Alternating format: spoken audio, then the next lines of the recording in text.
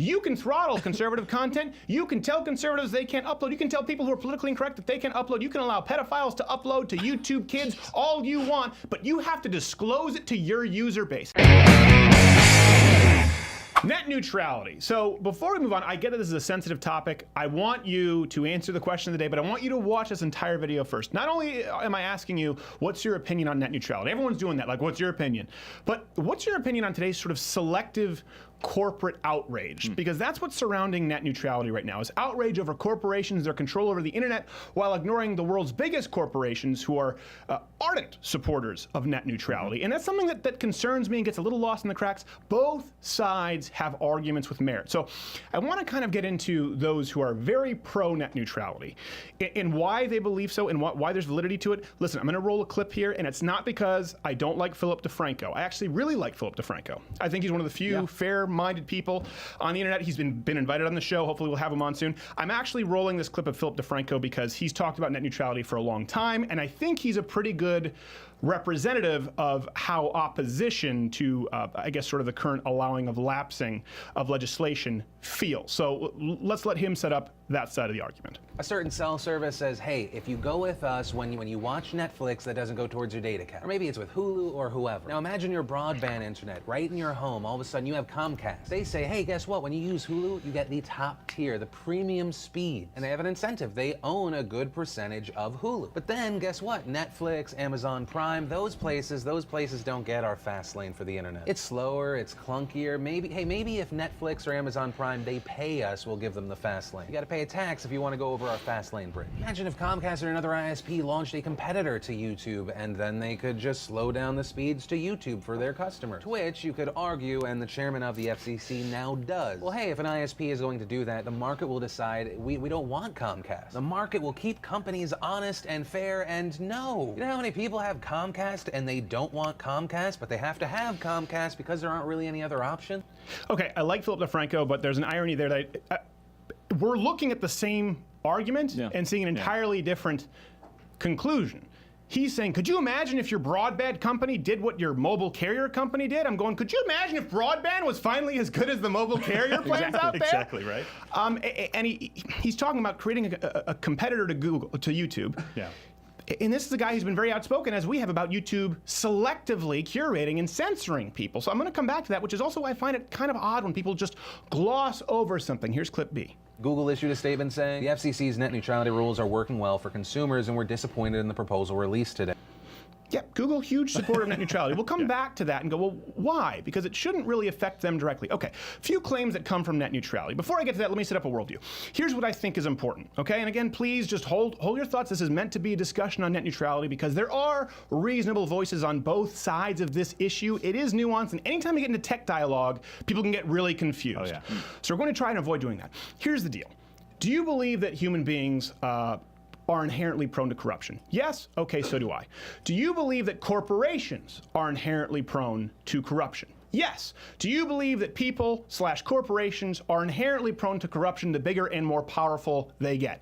Yes, we both agree. Now, do you believe the only exception to that is YouTube, Google, Facebook, and the United States federal government? If not, you're going to have some apprehension about net neutrality, okay? That's where the worldview comes in. So let's look at it through that lens.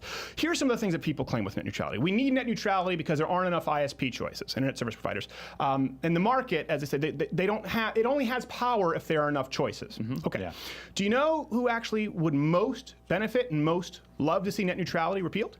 Small rural ISPs. That's something a lot of people don't talk about. Just Verizon, Comcast, AT&T, it's easy to talk about big evil corporations and not talk about the smaller companies that would stand to benefit. So net neutrality can really harm smaller ISPs. Under net neutrality, as we have them now, ISPs have to submit proposals for any new technology, or I think it's new technology or business model. This is the exact quote. So on top of all the red tape, right, and all of the costs, the burdening costs, the FCC can also turn down proposals without giving the company any opportunity to appeal. Does that sound like fostering innovation? Does that sound like something that would encourage competition. We also hear that we need to impose monopoly laws on ISPs in areas where there's little competition. So this goes back to kind of telecom communication companies, right? Title II, regulating them like that.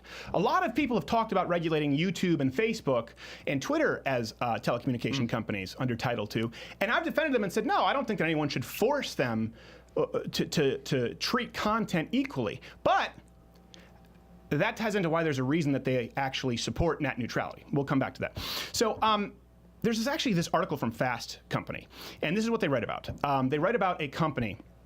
What's the name of the company? I think it's Cable One. Cable One. Cable One, yep. Right? So they talk about Cable One covering being the only option, right, for broadband in rural areas. Okay.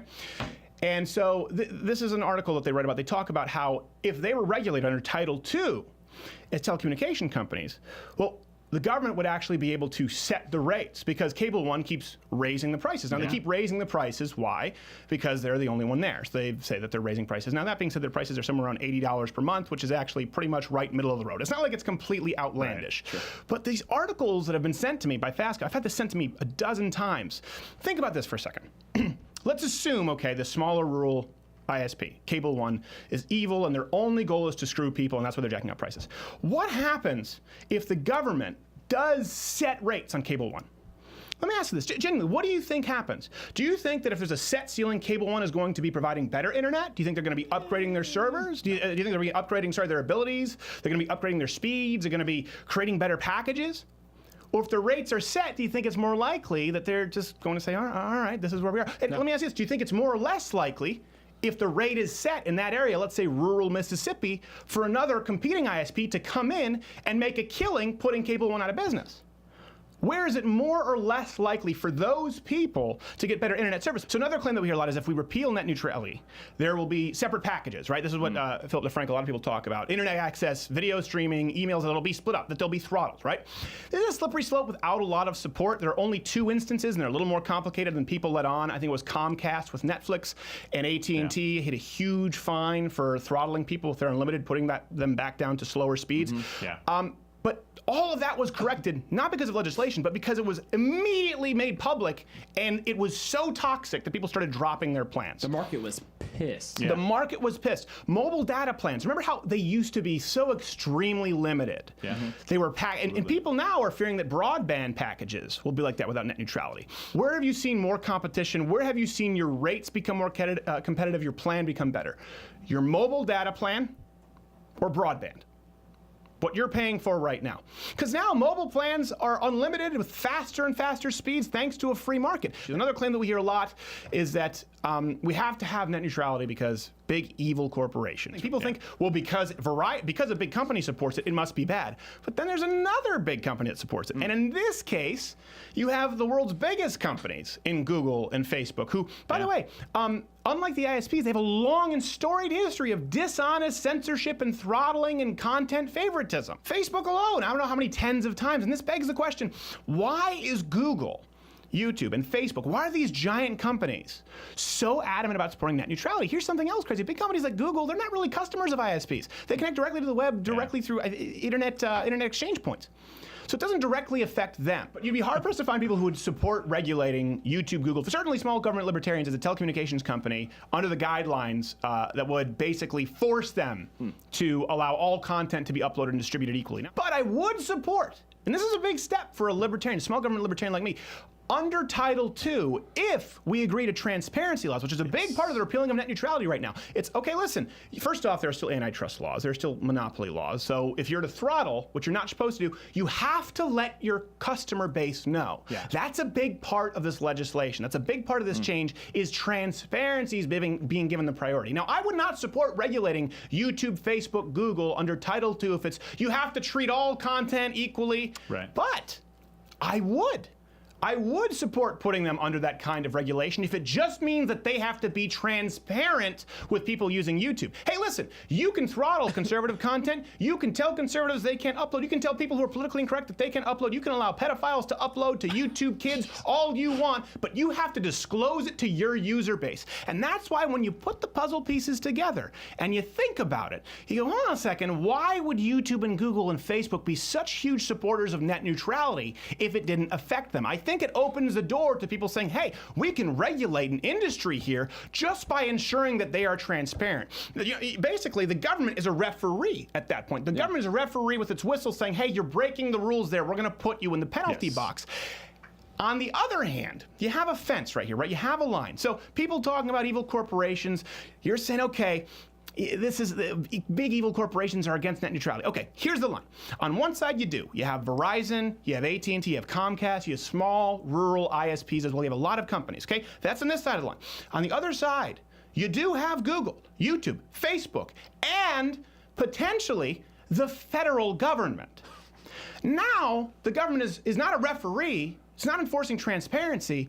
It's picking sides. They have buddies in their pocket, the biggest companies in the world. So if you want to talk about monopolies, I would certainly say that Facebook and YouTube has more of a monopoly on the transfer of information, certainly media, than Cable so One. Much more. Yeah. Than Cable One, providing 700,000 households in Missouri. And they are so adamantly pro-net neutrality because precisely if people say, wow, we can actually fix this industry, we can regulate it without stepping in, just making sure that they're following the rules, just making sure that they're disclosing with their customers what they're doing, guess what? You'd have a lot of people. As a matter of fact, you'd have people lining up to say, let's apply those standards to YouTube or Facebook. No. Let's not do that. Let's look at the evil cell phone companies who gave you unlimited data and gave you free hotspots and gave you free Spotify and free T-Mobile, Netflix downloading because they're the bad guys. They're the big evil corporations. Google, Facebook, we're the mom and pop shop. You don't need any transparency with us. This is why it comes back down to the worldview. Do you believe that anyone is exempt from the proclivity toward human corruption? I don't. Whether that's Comcast or Verizon, just like people who support net neutrality, I agree with you, but I also don't believe that Google, Facebook, and YouTube have pure motives here, nor the big government legislators who want to have their hands in the pocket. Hey, did you like this video? Of course you did. Unless there's something wrong with you, in which case you can comment below. What's your problem with this video? We want to hear from you, and we promise you 100%, I give you, my word is my bond, we'll answer every single negative comment. For those who are normal, you can leave a thumbs up and subscribe.